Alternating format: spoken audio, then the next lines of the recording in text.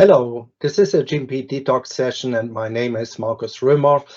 I have a challenge today. I want to tell you some basics about the audit trail in 10 minutes or below of 10 minutes. So this is a challenge. So accept it. I will try it. So the audit trail itself, it's one of the few or maybe the one and only regulatory requirement that directly ask for a technical solution. I know that a lot of readers expect in laws, regulations, guidelines, an exact kind of solution mapping which can be applied. You might also see it from the rule makers, from the lawmakers. There needs to be some kind of flexibility and finally just asking for the audit trail. Sometimes it's ending up a little bit in a chaotic situation, to be honest. So it's worth to have a view on that today. Basically, the audit trail itself, it's definitely a luxury comfort function, which is absolutely great. You can change in real time without a change request or a change notification, without a deviation. You can change in real time data, maybe also critical process parameters, especially if you would have a QBD, quality by design submission, marketing authorization, and where you have a design space and a control strategy, you would be able to change parameters, critical process parameters in real time. If the process owner, the business process owner, like the head of QC or the head of production, would allow the user or the super user or the key user to do so. So it is the champagne, it is the Ferrari among the functionalities that you can have. So now it's worth to have a quick view on that.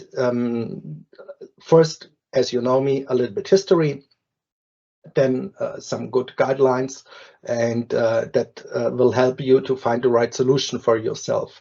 So I shared my screen again, and we start very, very early. In 1983, the US-FDA have written something which is known as the Blue Book, maybe the first kind of guideline document, because they realized computers are coming up. And I just highlighted here for you during the inspection, determine the degree and nature of input-output checks and the use of edits and other built-in audits. Basically, that was the first mentioning of an audit trail. In 1992, the first regulations that have been written was by the European Union, Annex 11 in 1992. So any alteration to an entry of critical data should be authorized and recorded with the reason for the change. Consideration should be given to build into the system the creation of a complete record of all entries, amendments, and audit trail. Okay, pretty cool, 1992. We still have problems.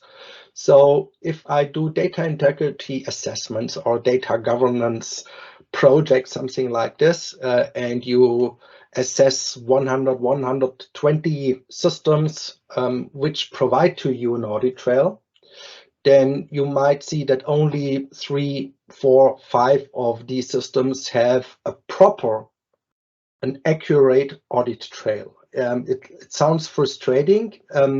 What is the reason? We could make our life very simple and easy and say the suppliers of the systems are all stupid. This is not the truth. Indeed, we have a major problem in defining the audit trail. If I read a user requirement specification, just saying the system should have an audit trail, again, this is not good. And this is the reason why we have so many different systems not providing an appropriate audit trail. So we must improve ourselves in defining better audit trail specifications. First of all, if you talk about an audit trail, we go to the current regulations for Europe and the US. There's a very clear definition of the audit trails in Europe. Here you see Annex 11 from 2011, where it says change and deletion of GMP data. The reason should be documented, and it starts not with the initial entry, it starts with the first revision of data, right? And here you also see audit trails needs to be available and blah, blah, blah, and regularly reviewed.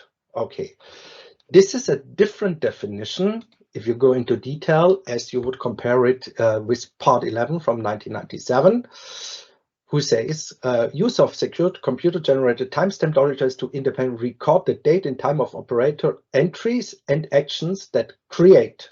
So the initial entry should also be in the US-FDA audit trail, compared it with the European ones. Such audit trail documentation shall be retained for a period and so on. But it does not say that the reason for change should be recorded. So whenever you talk about the audit trail as a general expression, there's a difference between the European audit trail and the US FDA audit trail. But take your time, just be very precise in defining your audit trail. I think it was 2016 or something like this. You can find it on our website.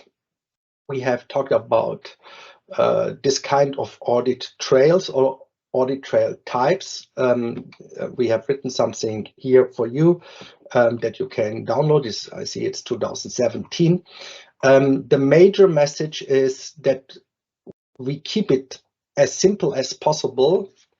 And what we do is that we define 3 different categories or types of audit trails.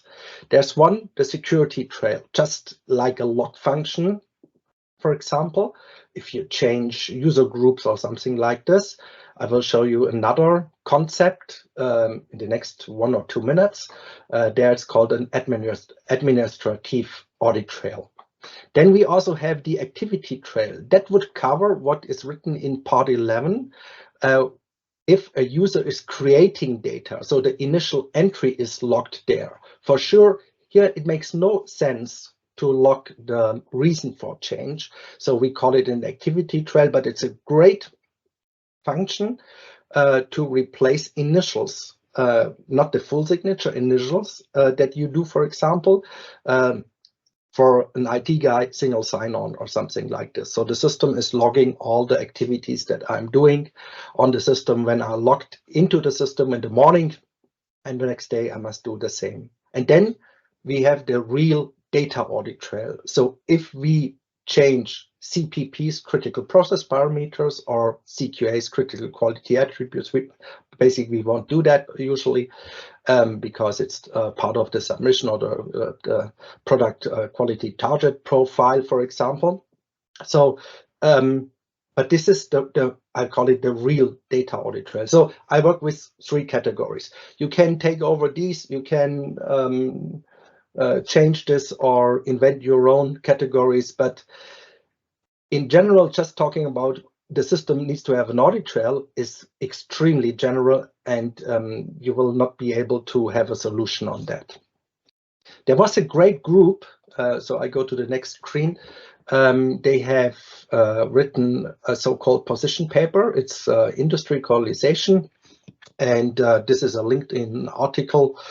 And you can contact Tamara if you want to receive a copy of it. You should and you will receive a copy of that, and that will be the PDF file here. A great document. I must say this group has done a wonderful work.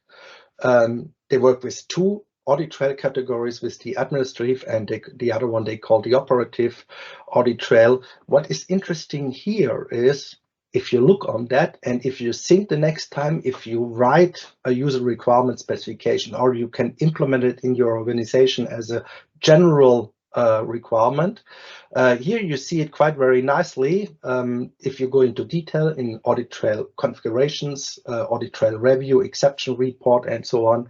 So they have written down 34 general requirements for an audit trail functionality. I think that's absolutely great. As so often, do not just copy and paste that in 2 minutes and say this is also ours. Review it, think about that. You might change that even if you are from different areas, GCP, GLP, GDP, GVP, whatever, medical devices. There could be different interpretations. You might also take a different language or terms or whatever, but just to understand the scope of that. In general, what is also extremely well to read is from the PICS. It's called PI 041. You can download it from the PICS website. Great work. As an expert, I would say, and this is a very high number, I would say I confirm and I'm fine with that, with 99, 98% of everything what is written in there. There you will find more details about this audit trail, also here in the PICS guide. And that was triggering me to work with different categories, like I was saying, security trail, event trail, and the real data audit trail. Because in one of the draft versions, it was explained like this.